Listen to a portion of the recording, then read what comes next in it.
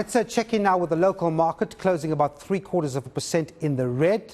It's a similar story on global markets, with sentiment down over expectations of a rate hike in the US and in Europe. So that's unnerving markets. But let's get more insight. Makwe Masilela is from Makwe Fund Managers to discuss what's been happening on the market today. Makwe, thanks indeed for your time. So, you know, we can't shake off the fears around these interest rate hikes internationally. I see expectations that the US will have further hikes, now the countries in Europe.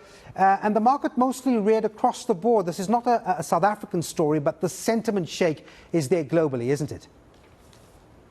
It is definitely a global story, and we are worried, as you said, the Fed they are announcing tomorrow, and yes, market have been pricing in that definitely we should be getting a 25 basis point increase, but now markets are divided about the possible June pause, but after getting Australia this morning surprising us because we expected them to extend that pause that they had when it comes to their interest rates, they decided to also hike by 25 basis points, and they also heightened the fact that, listen, inflation continues to be too high and they might need to do more by tightening. And also that is inflation number that we got from the Eurozone, it just ticked up slightly, and now we know that the European Central Bank, they're making their interest rate decision come Thursday. And also we've got the issue about the debt ceiling jitters, because we've had the U.S. Treasury Secretary telling us that should Congress not reach an agreement, then there's a likelihood that come the 1st of June, the U.S. might start defaulting on their debt.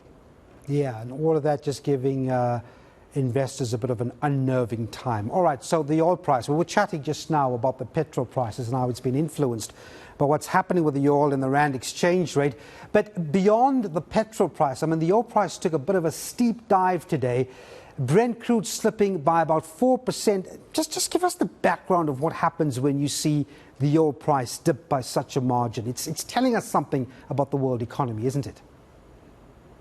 It's telling you that there won't be demand, and now people are more worried about the demand going forward. Remember, at some point, at the beginning of January, we were excited about the Chinese economy reopening, that it will help to lift the demand when it comes to oil prices. But you get data coming out of China showing a mixed picture. I mean, on Sunday, we've seen their manufacturing numbers contracting, and now that tells you that that oil demand that we're expecting from China might not materialize. And also, we got our PMI number still in contracting territories. Also the Eurozone and the UK PMI numbers, that themselves, they're telling you that the global economy not looking okay. Devon, most of the developed economies, they rely more on their manufacturing sector. We know back home here, it accounts for almost 14%. So those kind of data are starting to exacerbate our concern that the global economy might not be growing. So as a result, if the economy is not growing, then there's no need to be any demand when it comes to fuel prices. Hence, we see the oil prices dropping the way it is dropping. And yesterday, though we're closed,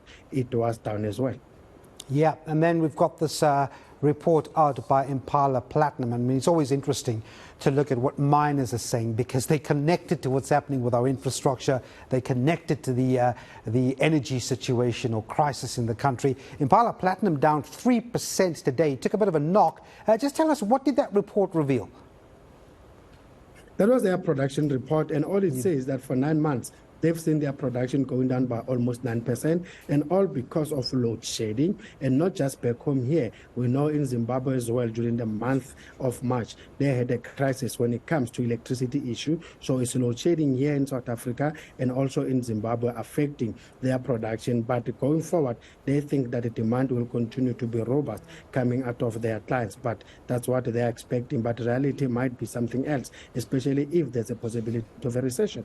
Yep. Well, Makwe Masilela from Makwe Fund Managers, thanks very much indeed for those market insights. So let's